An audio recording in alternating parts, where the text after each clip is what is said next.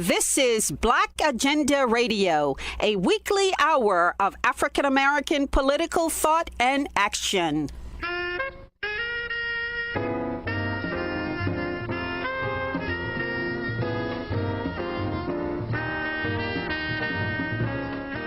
Welcome to the radio magazine that brings you news, commentary, and analysis from a Black left perspective.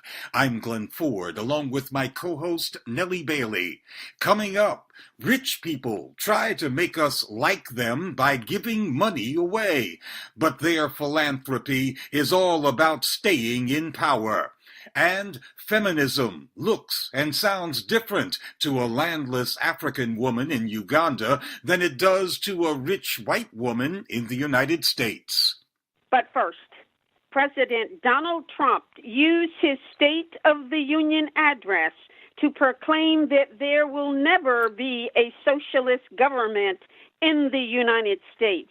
We spoke with Dr. Anthony Monteiro, the Philadelphia-based Duboisian scholar. The speech itself was a demonstration of cheap political campaign rhetoric.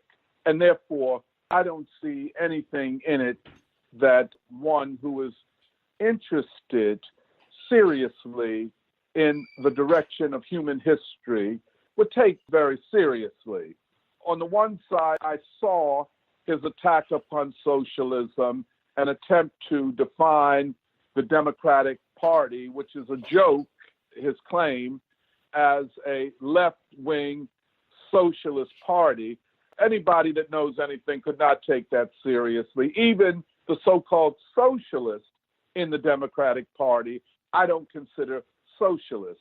Now, on the other side, if he is saying, which maybe he is, that there'll never be another New Deal kind of restructuring or reforming of capitalism, maybe that can be taken seriously and that can be debated. But even on that score, he stands on very, very thin ice, because another great recession, which would be greater than the last 2008 Great Recession, would, in all likelihood, as most commentators are suggesting, morph into something that looks like a Great Depression. And to save not just capitalism, but to save the rule of the ruling class itself would require reforms of a New Deal type. So it's not to be taken seriously. I am not yet prepared to even take what are called socialists seriously as socialists. Now, we can talk a little bit more about that. But I just think the whole discussion of Trump attacking socialists and socialists saying, look, we must be very powerful since Trump attacked us, I think is just a performance on all sides. Well, certainly a national single-payer health care system is not socialist, or it does not mean that we have a socialist system. After all, most of the rest of the industrial world already has such a system. Right. And most of the non-industrial world, or the developing economies, such as China and Vietnam and North Korea, and probably South Korea, have that. I should also mention Cuba, Venezuela, and Nicaragua. So the United States, in terms of caring for its people and it being the responsibility ultimately of the state to care for vital needs of the people, we are an outvalue. Most people and nations in the world have accepted a form of capitalism, which also recognizes that to have political and social stability, you have to provide something for the people, and you have to regulate the inherent tendencies of capitalism to produce wide inequalities. Our economic model is perhaps unique in the world in regards to not being concerned about that, and a capitalism, as Martin Luther King said, socialism for the rich and rugged individualism for the working class and poor. So we're out of touch with the trajectory of history and with humanity, which I should say, by the way, Glenn, because we do not provide those things at the level of the government, because we have this ruthless form of capitalism, it makes our nation more ripe for rebellion and even revolutionary change than would be the case in nations that provide those things, such as Sweden, such even as England or France. Well, in terms of being out of touch, the Democratic Party and the Republican Party seem to be out of touch with the base voters. 70% and more of Americans as a whole support this slew of proposals made by Bernie Sanders and Ocasio-Cortez.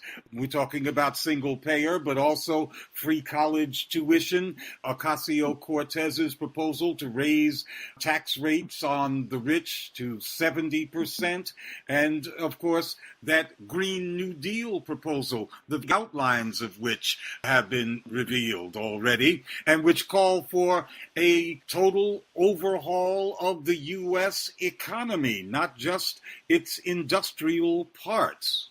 Yeah, the fact that they do it from within the Democratic Party, to me, indicates that these are talking points and they will be talked to death, and that they're not serious in terms of creating the political conditions among the great mass of people. As you say, 70 and 80% of Democrats in particular support a kind of Green New Deal and universal health care without the insurance companies. But the fact that these proposals are made from within the Democratic Party and not from the standpoint of a mass movement suggests to me that they are not serious in terms of being implemented and are, in the end, talking points for the 2020 election, and soon after that to be dropped and forgotten. So I hope you would forgive me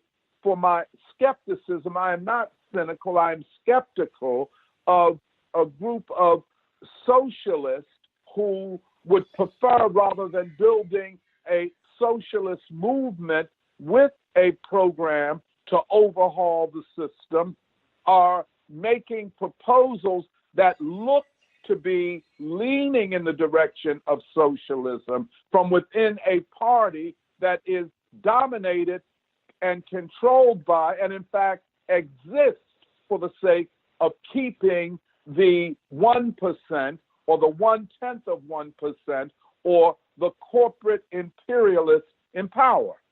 You seem to be predicting that the Democratic Party will accept these proposals that have super majorities and only dump them after the election, but accept them at convention.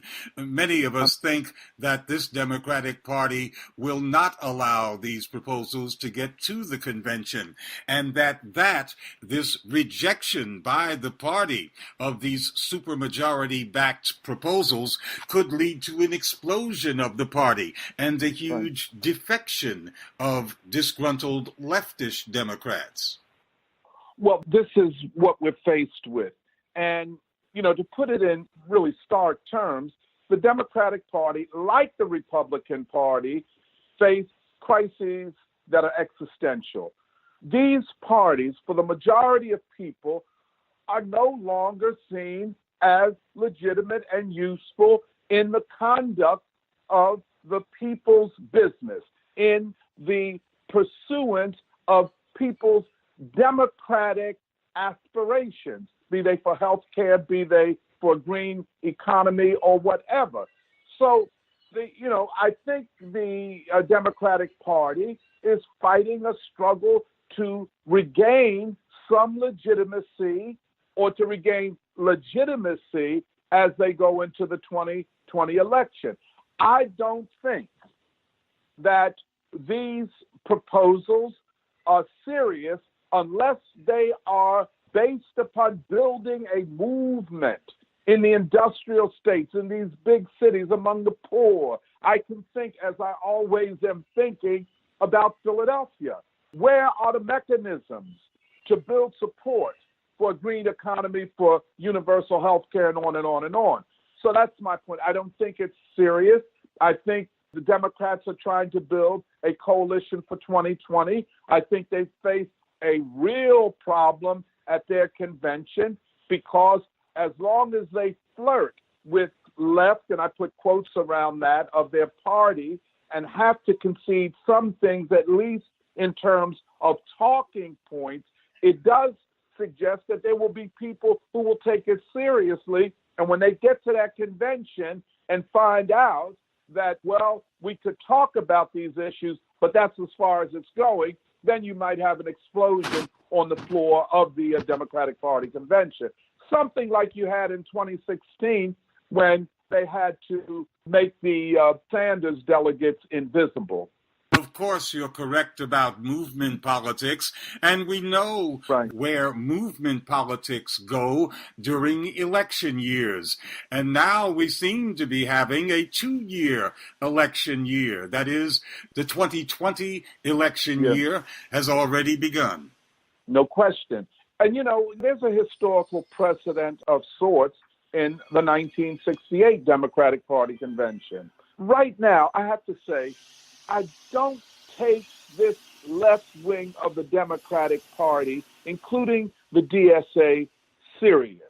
I think they want to talk issues to death, but they do not want to build the types of movements to make these talking points into policy. The other thing is, I don't consider it left unless, along with domestic proposals for reform, there is talk of cutting these huge military budgets and ending the U.S. war policies throughout the world.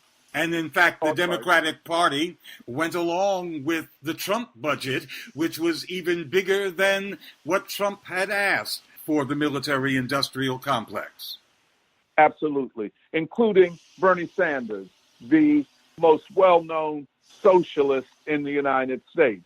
So we're at the beginning of something, the end of something, and the beginning of something. I think we have to assess what is going on more clearly.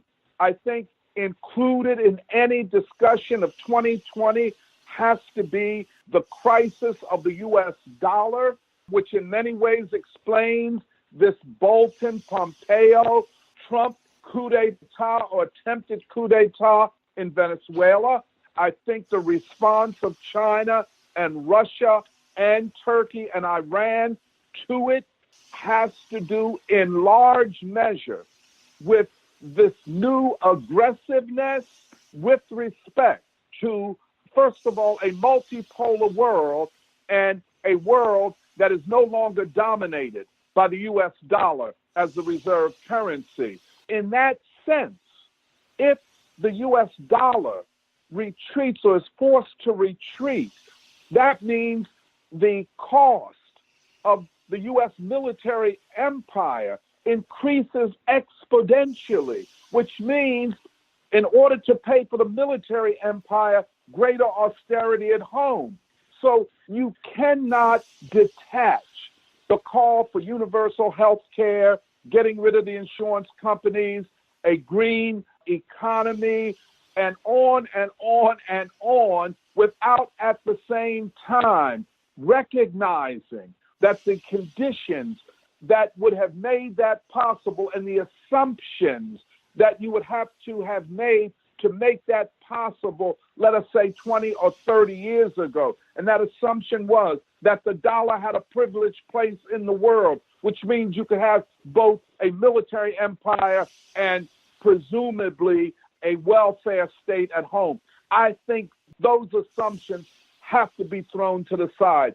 I think what might be driving more of this and the crisis could be the rise of multiple currencies, including the petro yuan and other currencies, even the euro under certain conditions that challenge the dollar, which then makes the U.S. military empire too expensive to continue.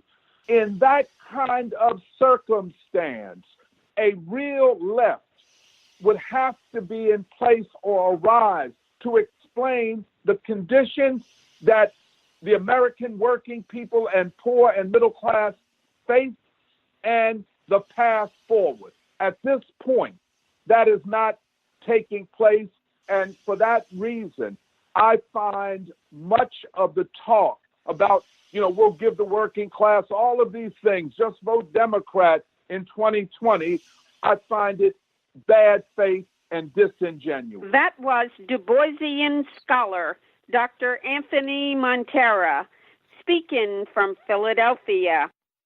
A handful of rich people own more wealth than half the world's population, and just 3 billionaires own more wealth than half the people in the United States. But rich people claim that society is better off because of their wealth. Carl Rhodes disagrees. Rhodes is a professor of organization studies at the University of Technology in Sydney, Australia. He's co-author of a recent article on the ways that rich people justify their status in society by giving some of their money away. Some people put this under the name of philanthrocapitalism, where philanthropy and capitalism become merged. Now, traditionally, of course, we would have thought of charity as involving giving and capitalism as the pursuit of financial self-interest. But it seems in the present day, we're told that this classic opposition no longer exists, and you can be a hugely wealthy billionaire who's made money through whatever means possible and still be charitable. And there's many examples of this. There's Warren Buffett and Bill Gates in 2010, for example, formed the Giving Pledge, where they encouraged billionaires to pledge donations, often, huge amounts of wealth to the public good. And it's interesting, you have this growth of this kind of charitable work, but it hasn't done anything to halt inequality. If anything, it just goes to justify the political and economic system that produced the inequality in the first place. Giving away some money is a small price to pay for justifying the system that enables the wealthy to continue to be wealthy. So although while on the one hand you might think, isn't it nice that, Mark Zuckerberg is giving away a few million, nothing really changes in terms of equality as a result of this, and possibly it even gets worse.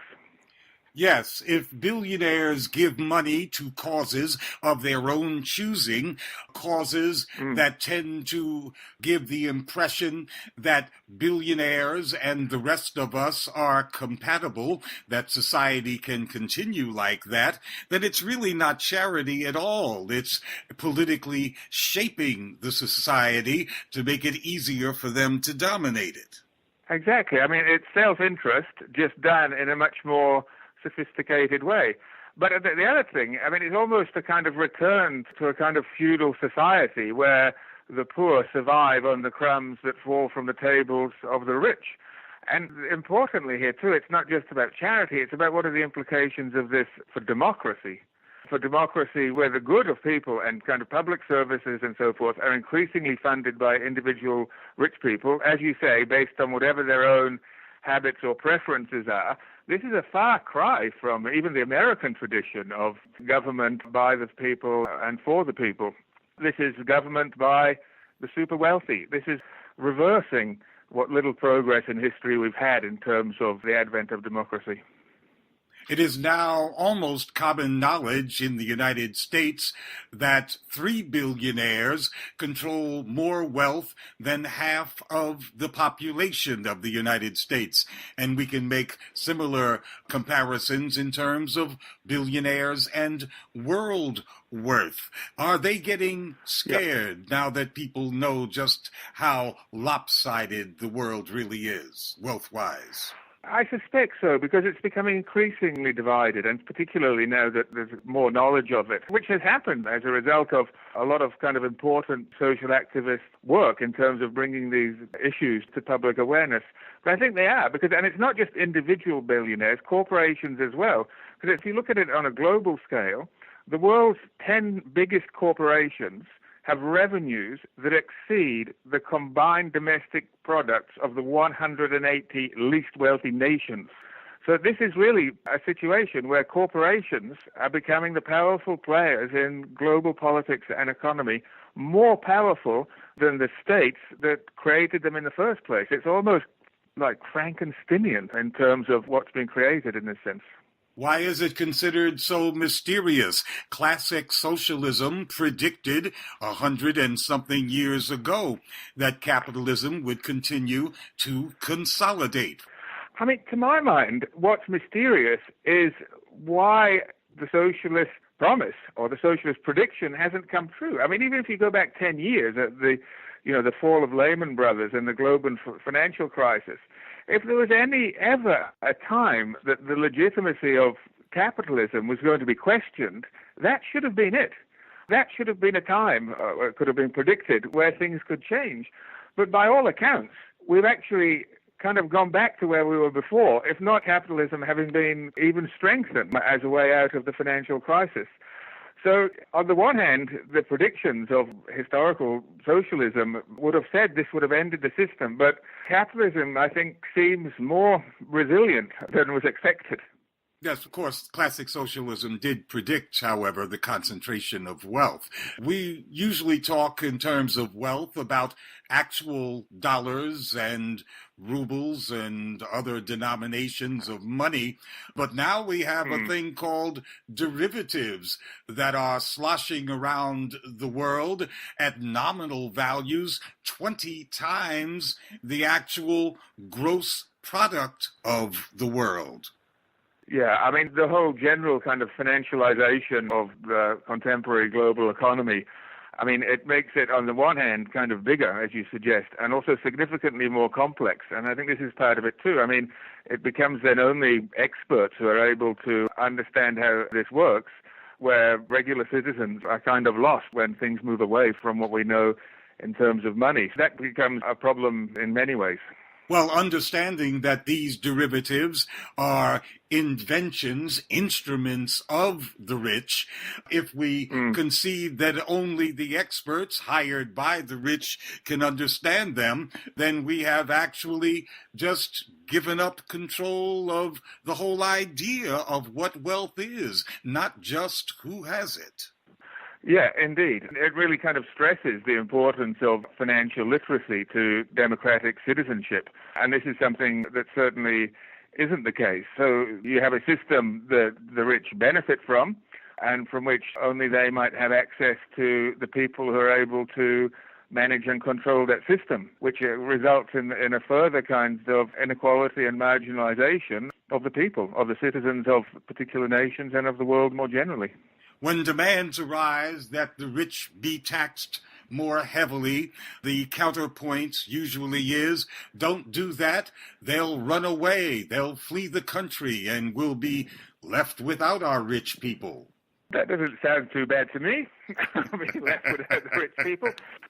Yeah, sure. I mean, I think that's a little bit of an idle threat. I think we can put the likelihood of that on the same level as trickle-down economics. It's a myth perpetuated by the people who benefit from it being believed. Yes, France has rather high tax rates. They've got plenty of billionaires. Russia has rather low tax rates. People don't realize that. And their billionaires are all in London and New York. But if you look at the Nordic countries, look at Norway or Sweden and Finland, which have very high tax rates, but also have much better situations in terms of distribution. So I think if we have the idea that, we're going to have fewer billionaires, one would hope that's not a problem, I don't think. And in any case, where people are going to live is a different thing. And also bear in mind, in terms of, it's often also suggested in terms of corporate tax, that corporations will move around looking for the lowest tax rates. But they do that anyway. But they still operate in the countries in which they operate. But, I mean, this is another issue with the inequality is the whole issue of corporate tax evasion and how large corporations are able to not make their contribution. I mean, corporations talk about, doing philanthropy and corporate social responsibility and so forth. But the biggest way a corporation contributes to society is by paying tax. And if corporations behave in such a way to avoid that at all costs, they really have no right to talk about social responsibility in any other format, because it's support of democratically run state that is the most important social contribution they can make, in my view. A couple of minutes ago, I asked you if you thought the billionaires were afraid these days. But here in the United States, I think we got an answer from one of them, the richest man in the world, Jeff Bezos, who charged New York City $3 billion, demanded $3 billion for the privilege of hosting his second headquarters company. So here we have the rich demanding tribute for the presence of their empires. That's terrible. And obviously in the U.S. context as well. I mean, we can't have this conversation without mentioning one of the most famous billionaires, not that we know this because we haven't seen his tax returns, Donald Trump. And the fact that the American people will vote a self-proclaimed billionaire into the presidency suggests that there is some kind of adulation of the very rich built into society as well, not just in the U.S., elsewhere as well. But the Trump presidency really does indicate that the very rich still somehow have an appeal. I think, I'm kind of reluctant a bit from Australia to talk about American culture, but I think this is also related to the kind of the history of the American dream, the idea that anyone can make it. But the fact is that it's only very few who make it. But still, a billionaire president suggests that many people don't think there's anything wrong with extreme wealth. Yes, in fact, studies have shown repeatedly that there is less upward mobility, movement from one class to another upwardly in the United States than in Western Europe. Yeah, I mean, that's interesting, especially given, most of Western Europe has a history of a much more rigid class system and history of feudal systems and, systems of kings and queens and so forth. So you'd expect it to be the other way around, whereas on the other hand, the American experiment built on the ideal of democracy. But we need to look at what's actually happening, not at the promises. And as you say, social mobility is important. But then again, when you have policies where education, for example, becomes much easily accessed by people of wealth, and social networks and opportunities and healthcare, one would expect this to have a negative impact on the possibilities of upward social mobility that you describe. But Bill Gates, the big billionaire, gives billions or directs billions of dollars to education. However, critics say that he's trying to create an educational system that is more supportive of, tolerant of, and nurturing of big businesses and billionaires like himself. Yeah, and I would entirely agree with that. That is the system. And if your ability to get an education is dependent on whether a billionaire will hand you some money rather than a basic human right of every child who is born in a particular country, that is not equality. That is control by the rich. And also, as we mentioned before, you've got to ask, where did Bill get all this money? Well, through very predatory, monopolistic, exploitative business practices. So again, you have a system that's created the wealth, and then the wealth is then used to do these notionally kind of good deeds, which serves to reproduce the system that created. That's not progress. And of course, the billionaires have plenty of money to create or suborn political parties. And in most of the West nowadays, there are no parties of labor, at least not in practice. No, even in Australia, we still have a party that's called the Labour Party, but it's not entirely recognizable from socialist origins. And of course, that goes hand in hand with the power then of political lobbying as a means through which to control governments through very particular practices. And this kind of, corporate spend on lobbying activities has increased significantly in terms of producing laws and regulations that are favorable to corporations. Again, something that we've seen exacerbated in the U.S. with the Trump presidency. Not the lobbying, but the policies. What are the limits of society, of people at large, as they see the rich getting richer to the point where they can now recognize the faces of those who actually control the world? Oh, I know. I mean, particularly with CEOs who are now, many of whom are celebrities. And they're kind of heroes who, children, grow up wanting to be like them. I mean, there was a time in recent history where people who were chief executives or business people in general were considered rather kind of boring and drab characters, the organization man and the man in the gray flannel suit. But today, there seems to become a celebrity culture around CEOs. So the Davos meeting, for example, sees, actual movie stars and celebrities mixing with CEOs and politicians as they all have fun in the snow talking about the world's problems. So, I mean, part of the system that's been used to justify this extreme wealth has been the celebrity culture that CEOs have involved in. So, Zuckerberg, Elon Musk, Bezos, they're household names who are admired by many people, generally white men as well, by the way. Yes, no sooner had Barack Obama left the presidency than he went off to an island owned by a British billionaire for fun in the sun with his wife. And Obama's black fans back here on the ground didn't seem to mind a bit. Yeah, Richard Branson. And Branson really exemplifying one of the very first contemporary examples of this CEO celebrity as he became rich and famous through the 1980s and 90s. Yeah, this was, on the pages of magazines seen as being a great thing. So again, this just goes to reinforce the system that produces and maintains inequality at epic levels. Madame Defarge of the French Revolution and her favorite utensil, the guillotine, seem so far behind us. Yes, I'm not seeing any contemporary examples of the guillotine being replaced by a pedestal, it would seem. That was Carl Rhodes of the University of Technology in Sydney, Australia. Lots of people call themselves feminists, but the Feminist Project looks different based on history, race, and geography. Dr. Alicia Decker is a professor of women's gender and sexuality studies and African Studies at Pennsylvania State University. She's also co-director of the African Feminist Initiative, which is currently publishing a new issue of its journal, Meridians. The African Feminist Initiative was started in April of 2015. It grew out of a condition of struggle, one might say.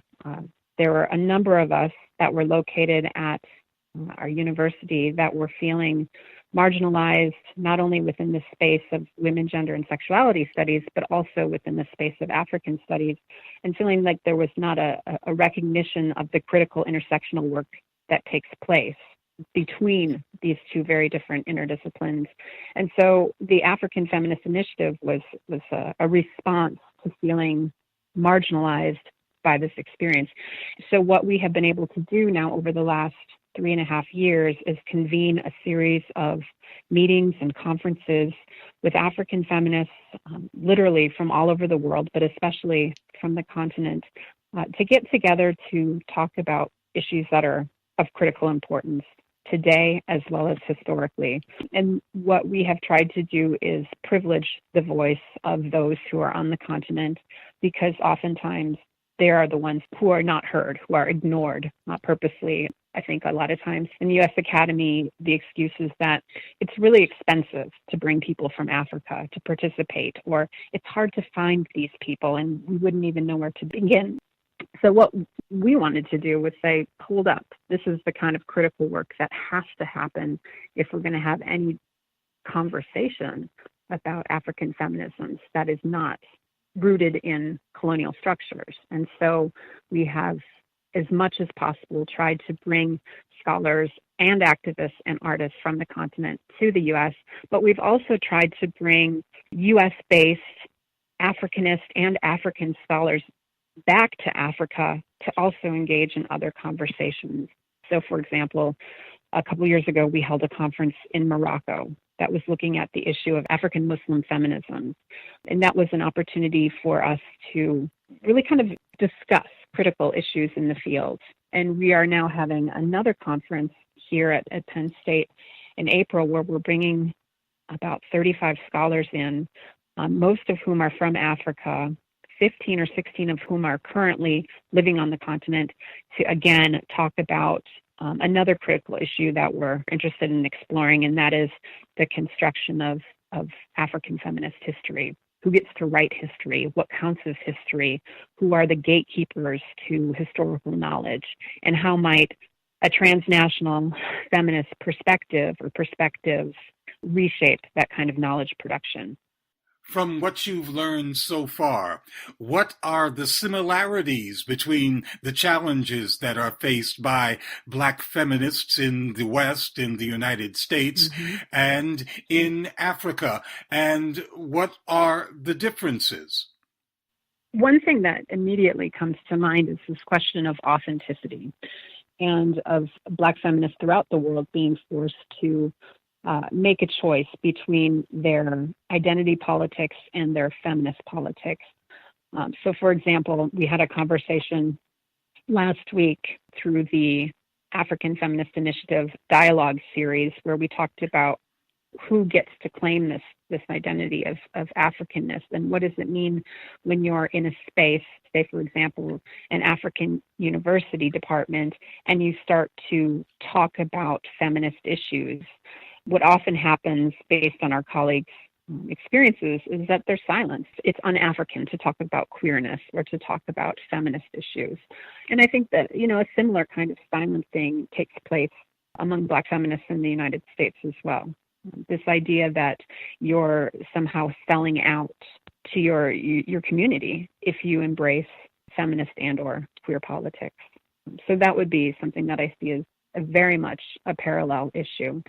One of the biggest differences, I think, in terms of the politics of Africa versus the United States is the kinds of issues that become politicized or become feminist. So, for example, in Uganda, land, and not even just Uganda, but actually many African countries, but I'm thinking about the controversies around the land bill in Uganda most recently, and who has access to land, who has access to water, who has access to these kinds of resources that are imperative in order to survive in a very difficult global environment in which we're all living. And so I think that in the U.S. Academy, oftentimes our students and even colleagues don't realize why something such as water or land rights might be feminist issues. And so the dialogues that we're able to have between those who are based on the continent and those who are living and working in diaspora are really important to show that there are ways that we can build solidarity across difference, but also through, parallel struggles. Here in the United States, one of the salient aspects of the Black Lives Matter movement is how it prioritizes queer issues.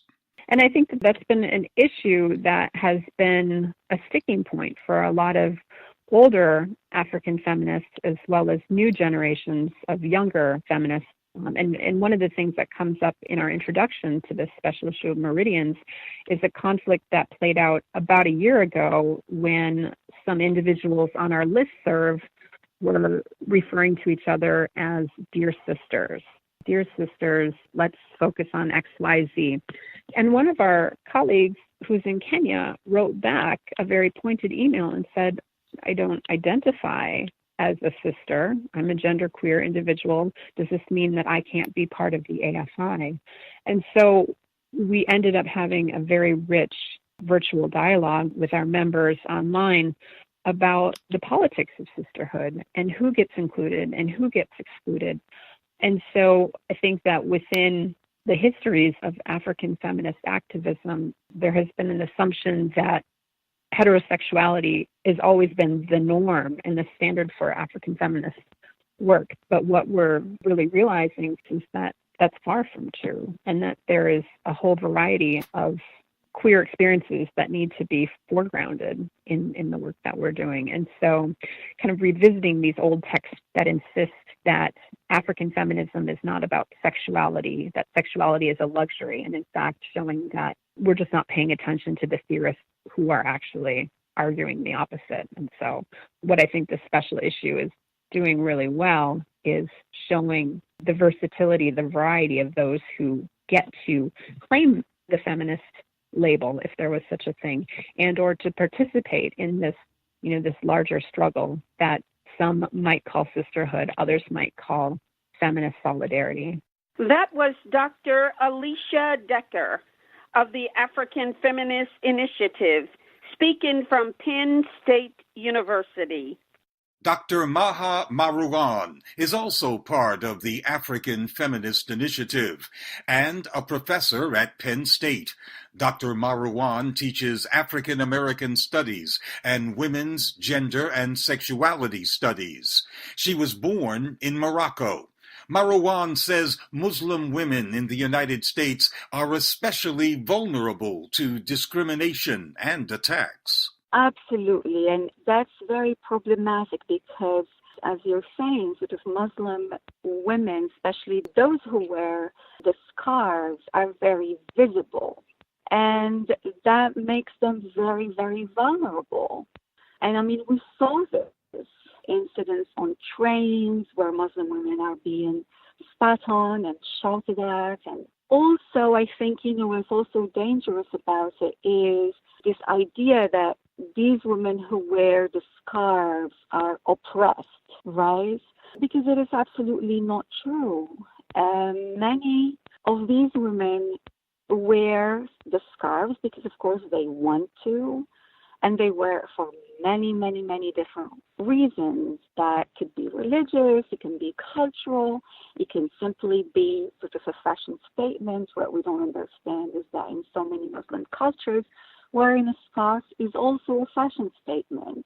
And so the idea that a woman who is wearing a scarf is either oppressed, she's made to wear that scarf by a man in her family, and that she's oppressed. And, these stereotypes don't help the Muslim community because they also show Muslim men in a very bad light as the oppressors, which is, again, not true and very problematic. And in addition, of course, I think at the center of all of this is that Muslim women feel deeply frustrated because no one bothers actually to ask them what they think and how they feel. And, Muslim women say, look, we do not need saving. We are just fine. If you want to know about us, you ask, but don't make these assumptions. The area of the United States most deeply associated with racial and ethnic hatreds is the South. And you've done a study and some video work on voices of Muslim women in the U.S. South. Mm-hmm. Absolutely. I did a documentary based on my conversations with Muslim female students at the University of Alabama, where I worked at the time. And the number of Muslim students then at the university was very, very small, except, of course, for the international students. And I knew these students personally. They would come to my office and tell me about the myriad of negative experiences they had and the assumptions that others have about them, including their professors, who will make very racist and problematic comments, even in the space of the classroom, right? And I remember one of the students told me that a professor who was talking about studies abroad told the class, do not go to the Middle East, they will cut your head off.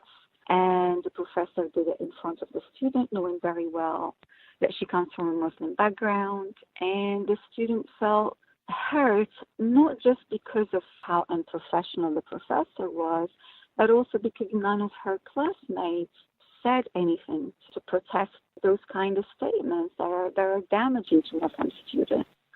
Well, of course, the U.S. South is the most heavily black region of the country, and until rather recently in history, the majority of Muslims in the United States were black.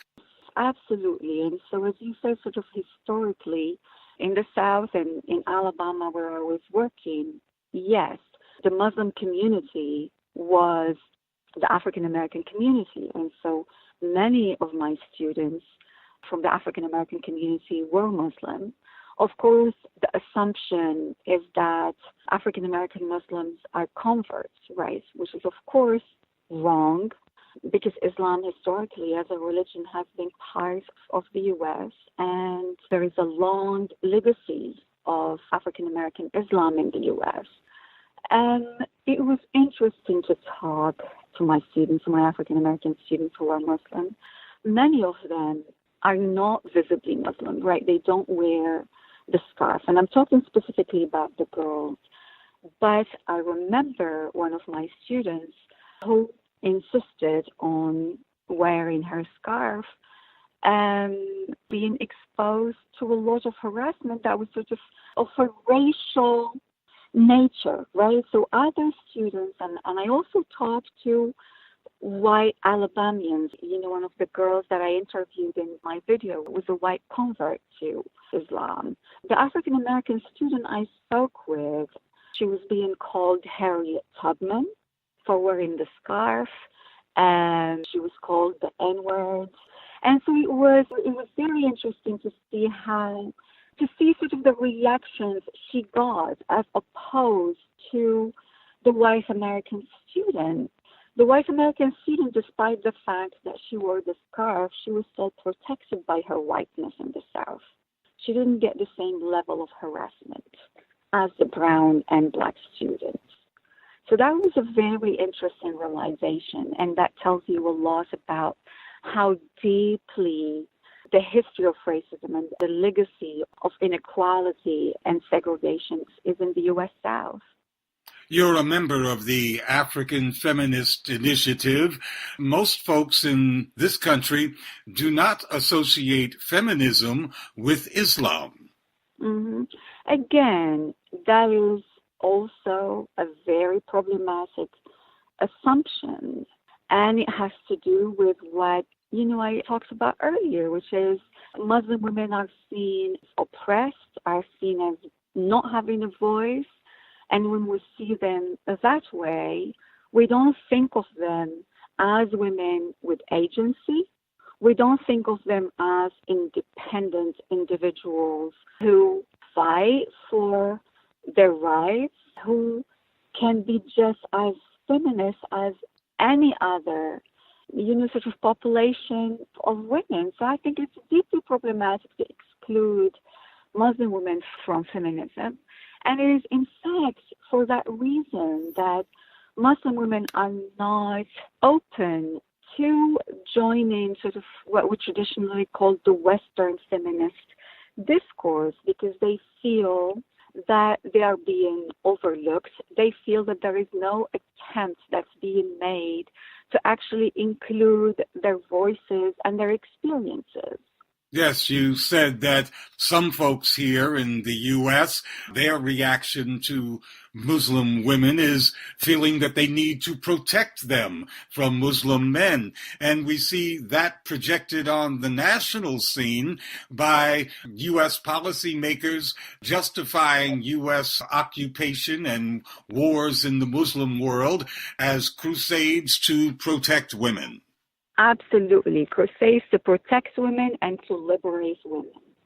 And this is part of a long colonial discourse that has always exploited the image of the Muslim women to justify violence in those regions. And I can think sort of back to the 18th century. And it was interesting because sort of the narrative that you see about Muslim women, especially, those who cover.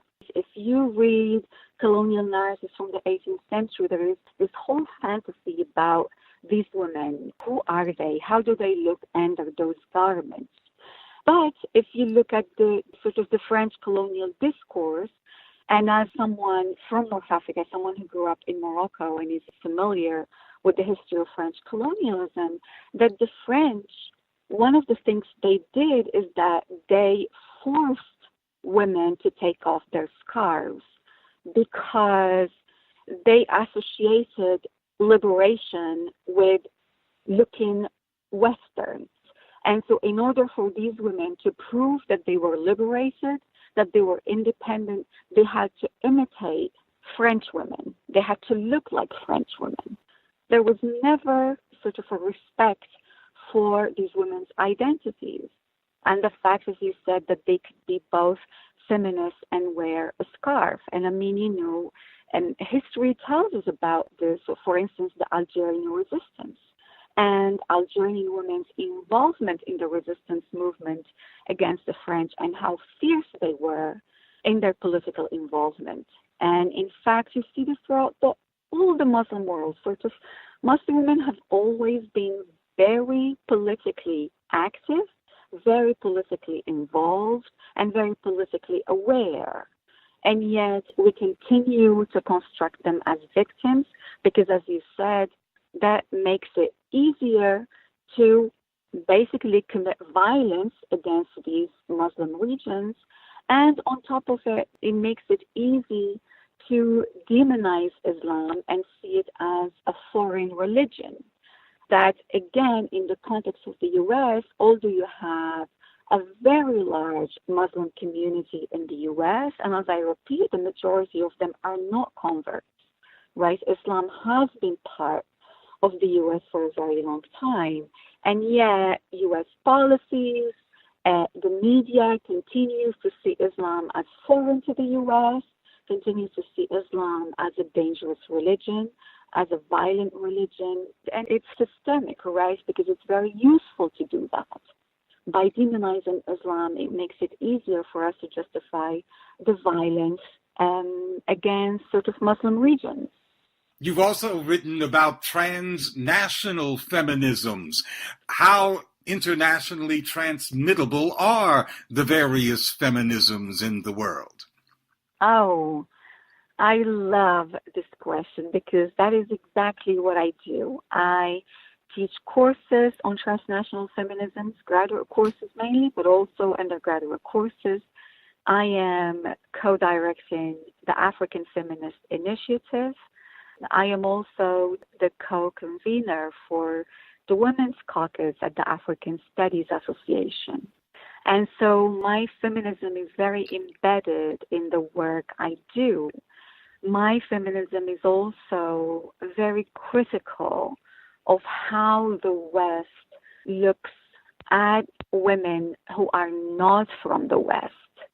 And that includes the global South. And the problem with many women who are not from the West, from the US and Europe, is that they feel that their voices are not being heard, that their experiences are not respected, and that Western feminists are constantly making assumptions about them and tell them what to do and tell them how they can be liberated without even bothering to actually understand their histories and their experiences. And so transnational feminism was born out of that. And before that, we had third world feminism. So these were feminists from the third world saying it is impossible for us to form alliances with feminists in the West and to form solidarities with feminists in the West, especially in relation to white feminists specifically, because we also know that if we look at the history of feminism in the U.S., it was a white movement that also included women of color and women from other ethnicities. And so with transnational feminism, the idea is let's all stand on equal ground and try to understand each other. Because the moment someone like myself, who is originally from Morocco, is being told that I am oppressed, that makes things difficult because I also want to know about how women in the U.S. are oppressed. And so when white feminists from the U.S. talk about feminists in Africa or feminists in the Middle East or feminists in South Asia, there's never a conversation about themselves too and the forms of oppression they experience. And so we are saying, let's all stand on the same ground and talk about all the different forms of oppressions that we all experience, right? We all know that we are all being challenged by patriarchy. We all know how patriarchy is affecting us. Women everywhere know that. And so, a lot of the time, trying to think about how to save that woman in, quote unquote, the third world, in a way prevents you from looking at your own forms of oppression and gives you this fantasy and assumption that you are liberated. Whereas we are saying, no, actually, we all are dealing with different forms of oppression. And unless we are open and honest about it, we will not be able to learn from each other and understand each other and also form solidarities with each other. So the discourse of the white savior has to stop. We refuse to be seen as women who need saving, because the reality is, as women, our experiences with patriarchy are real. They are different. They look different everywhere, but they are real. And I, as a professor of women, gender and sexuality studies, one of the things that I discuss in my classes is domestic violence, which is a huge issue in the United States. But often we associate those issues with women elsewhere. But we cannot do that. We have to have a conversation that involves everybody and that involves us standing on the same ground and actually making an effort and trying to understand each other's experiences and historical backgrounds and historical legacies. And that's it for this edition of Black Agenda Radio. Be sure to visit us at blackagendareport.com, where you will find a new and provocative issue each Wednesday. That's www.blackagendareport.com. It's the place for news, commentary, and analysis from the Black Left. I'm Nellie Bailey, along with my co-host Glen Ford. Our thanks to the good people at the Progressive Radio Network.